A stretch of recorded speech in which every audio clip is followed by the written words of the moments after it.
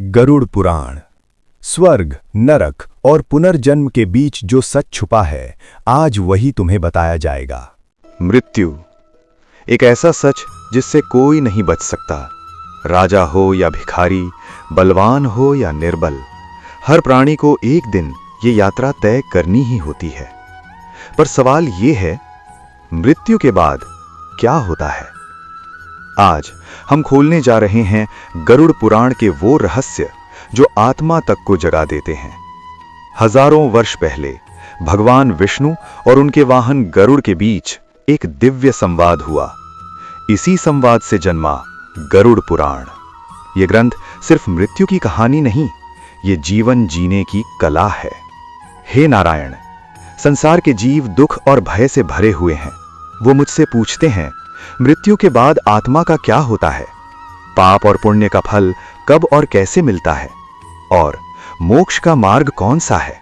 प्रभु, कृपया सत्य प्रकट कीजिए। गरुड़, जो अपने कर्म को समझ लेता है वही वास्तव में जीवन जीता है। मैं तुम्हें वो ज्ञान देता हूं जो शरीर के नाश के बाद भी आत्मा का मार्ग दिखाता है। यह ज्ञान गरुड़ पुराण के रूप में संसार को प्राप्त होगा। सुन लो मानव, मृत्यु शरीर की होती है, आत्मा अमर होती है। जैसे पुराने वस्त्र त्याग कर नए वस्त्र धारण किए जाते हैं, वैसे ही आत्मा नया शरीर ग्रहण करती है। पर याद रखो, तुम्हारा हर विचार, हर कर्म, हर निर्णय तुम्हारा भविष्य लिख रहा है। जो अन्याय करता है, जो झूठ और लालच में जीता है, जो माँ बाप का अपमान करता है, उसे अपने कर्मों का फल अवश्य मिलता है। और जो धर्म पर चलता है, सेवा, दया, सत्य का मार्ग अपनाता है, वही उच्च गति को प्राप्त करता है। गरुड़ पुराण मृत्यु के बाद इसलिए पढ़ा जाता है ताकि आत्मा को शांति और मार्गदर्शन मिले और परिवार को यह याद रहे कि जीवन अशाश्वत है, पर कर्म अमर है। आज अगर तुम जीवित हो तो यह भाग्य नहीं, ये ईश्वर का दिया हुआ अवसर है। अवसर अपने कर्म सुधारने का, अवसर अपनी आत्मा को पवित्र करने का, अवसर मोक्ष के मार्ग पर चलने का। गरुड़ पुराण के अनुसार मृत्यु शरीर की होती है, आत्मा की नहीं। उस पल आत्मा अपने शरीर से अलग हो जाती है और हैरान रह जाती है। वो बोलना चाहती है पर आवाज नहीं निकलती, छूना चाहती है पर हाथ पार हो जाते हैं। अपने ही लोग पास होते हैं पर कोई देख नहीं पाता। तब आत्मा समझ जाती है ये शरीर अब उसका नहीं रहा। अचानक हवा का रुख बदल जाता है और मृत्यु के लोक से आते हैं यमराज के दूत। ये कोई सपना नहीं होता। गरुड़ पुराण कहता है, हर जीव के लिए यमदूत आते ही हैं। अच्छे कर्म वालों के लिए शांत दूत और पापियों के लिए भयानक। समय पूरा हुआ, अब तुम्हें यमलोक चलना होगा। आत्मा रोती है, गिड़गिड़ाती है, पर प्रकृति का नियम नहीं बदलता। कर्म का बंधन ही रस्सी बन जाता है और आत्मा अपनी अंतिम यात्रा पर निकल पड़ती है। ये रास्ता किसी मैप में नहीं होता। इस पर सिर्फ वही चलते हैं जो शरीर छोड़ चुके होते हैं। प्रभु, क्या हर आत्मा को यह पीड़ा सहनी पड़ती है? नहीं गरुड़, अगला अध्याय सुनोगे तो सच जान जाओगे। शरीर छूट चुका होता है, आत्मा सफर पर होती है और फिर दिखाई देता है वो स्थल जहां कर्म का फैसला होता है, यमलोक। ये कोई कहानी नहीं, ये प्रकृति का न्यायालय है। यहां न पैसा चलता है न शक्ति, यहां सिर्फ कर्म बोलते हैं। हर जीव यहां लाया जाता है, चाहे राजा हो या भिखारी। और तब प्रकट होते हैं धर्म के लेखक चित्रगुप्त, जिनके पास होता है तुम्हारा जीवन पुस्तक। तुम्हारा हर झूठ, हर आंसू, हर सेवा, सब यहां लिखा होता है। तुम्हारे कर्म का समय आ गया है। जो अन्याय करता है उसे यहां पीड़ा मिलती है, और जो धर्म पर चला उसे प्रकाश मिलता है। प्रभु, क्या यह फैसला बदला जा सकता है? जब तक जीवित हो तब तक बदलाव संभव है। इसलिए आज का दिन सबसे महत्वपूर्ण है। कल का भविष्य आज के कर्म लिखते हैं। गरुड़ पुराण के अनुसार नरक कोई कहानी नहीं, ये कर्मों का दंड स्थान है, जहां हर पाप अपनी सजा लेकर आता है। प्रभु विष्णु, नरक का स्वरूप कैसा होता है? क्या सच में आत्मा वहां कष्ट पाती है? जो अधर्म करता है उसे नरक लोक का दर्शन अवश्य होता है। यहीं से शुरू होता है दुख और पश्चाताप का मार्ग। तमिस्रा नरक, जहां चोरी और धोखा करने वाले अंधेरे में पीड़ित होते हैं। रौरव नरक, निर्दोष को दुख देने वालों के लिए। कुंभिपाकम, जहां निर्दोष जीवों को मारने वालों को उबलते तेल में डाला जाता है।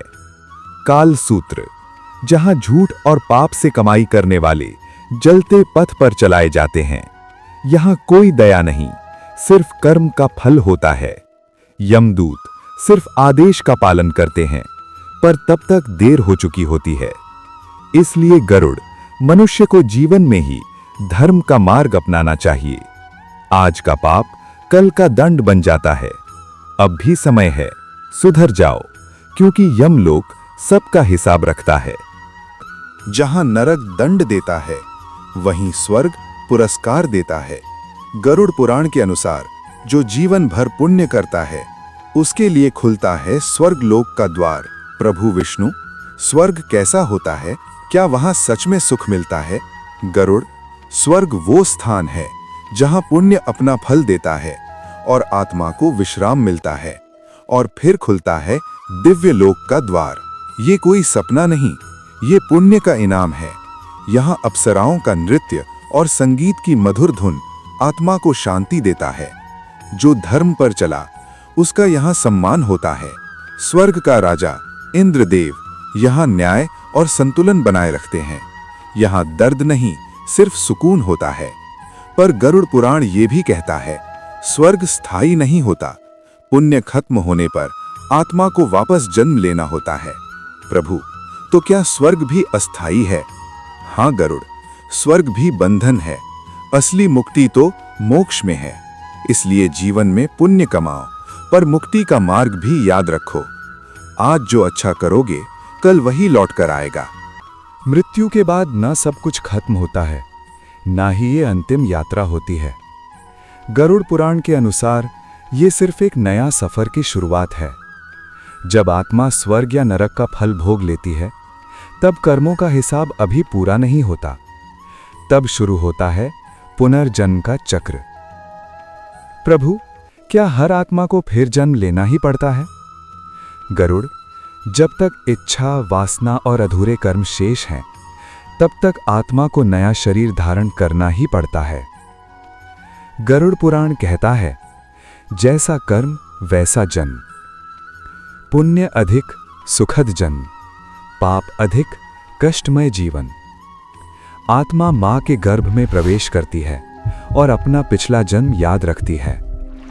गरुड़ पुराण बताता है, गर्भ में आत्मा रोता है और भगवान से प्रार्थना करता है, हे प्रभु, मुझे इस बार सत्कर्म का अवसर देना। पर जन्म के समय माया का पर्दा गिरता है और पिछले जन्म की यादें मिट जाती हैं। इसलिए शिशु रोते हुए जन्म लेता है, क्योंकि आत्मा जानती है ये दुनिया फिर कर्म और कष्टों का क्षेत्र है। जन्म, जीवन, मृत्यु और फिर जन्म, यही है संसार का चक्र। गरुड़ पुराण का अंतिम संदेश, सत्य, सेवा और भक्ति से ही इस चक्र से मुक्ति मिलती है। इसी को कहते हैं मोक्ष। पर क्या हर व्यक्ति मोक्ष पा सकता है? और मोक्ष मिलने के बाद आत्मा कहाँ जाती है? जन्म, मृत्यु, पुनर्जन्म, इस चक्र से मुक्ति, इसी को मोक्ष कहा गया है। पर मोक्ष होता क्या है? प्रभु, क्या सच में आत्मा इस जन्म मरण के बंधन से मुक्त हो सकती है? हाँ गरुड़, पर मोक्ष कम लोगों को मिलता है। माया, लोभ, अहंकार, काम और मोह, यही आत्मा के बंधन हैं। जब तक ये बंधन है, आत्मा बंधी रहती है। गरुड़ पुराण बताता है 3 मार्ग, भक्ति योग, कर्म योग और ज्ञान योग। यही मोक्ष के द्वार हैं। जो भगवान का नाम स्मरण करता है, अहंकार छोड़ देता है, उसकी आत्मा शुद्ध हो जाती है। निष्काम कर्म, बिना फल की इच्छा के सेवा, ये आत्मा को हल्का बना देता है। जब व्यक्ति समझ लेता है मैं शरीर नहीं, मैं आत्मा हूं, तब मोह टूट जाता है। जब कर्म शेष नहीं रहते, तब यमलोक नहीं, स्वर्ग भी नहीं, आत्मा सीधे मोक्ष द्वार पर पहुंचती है। न दुख, न सुख, न जन्म, न मृत्यु, बस शांति, अनंत शांति। गरुड़ जो सत्य, धर्म और भक्ति पर चलता है, उसकी आत्मा कभी नरक या जन्म के बंधन में नहीं पड़ती। तुम्हारा हर कर्म तुम्हारा भविष्य लिखता है। तुम भी मोक्ष के अधिकारी बन सकते हो, पर गरुड़ पुराण का सबसे बड़ा रहस्य अभी बाकी है। जन्म, मृत्यु, पुनर्जन्म, स्वर्ग, नरक, मोक्ष। गरुड़ पुराण का ये सफर अब अपने अंतिम पड़ाव पर है। प्रभु विष्णु, आपने सब कुछ दिखा दिया, पर एक बात बताइए, इस जीवन का असली उद्देश्य क्या है? गरुड़, मनुष्य का जीवन भोग के लिए नहीं, पर आत्मा को शुद्ध करने के लिए मिला है। जो समझ गया वही जीत गया। कोई भी कर्म छोटा नहीं होता, कोई भी पाप छुपा नहीं रहता। समय लगता है, पर फल जरूर मिलता है। इंसान रोते हुए पैदा होता है और रोते हुए ही दुनिया छोड़ता है। बीच का सफर सिर्फ परीक्षा है। गरुड़ पुराण का संदेश सीधा है, सत्य बोलो, सेवा करो, अहंकार छोड़ो। जिस दिन इंसान अपने मन को जीत लेता है, उस दिन दुनिया उसे हरा नहीं सकती। दौलत यहीं रह जाती है, नाम यहीं रह जाता है, सिर्फ कर्म साथ जाता है। आज जो तुम कर रहे हो वही कल तुम बनोगे। स्वर्ग और नरक कहीं बाहर नहीं, तुम्हारे कर्मों में ही बसते हैं। जो समझ गया उसका जन्म सफल, जो नहीं समझा उसे फिर लौटना पड़ेगा। गरुड़ पुराण का ज्ञान सिर्फ सुनने के लिए नहीं, जीने के लिए होता है। इस सफर का हिस्सा बनने के लिए धन्यवाद। हरिओम तत्सत। जय श्री नारायण।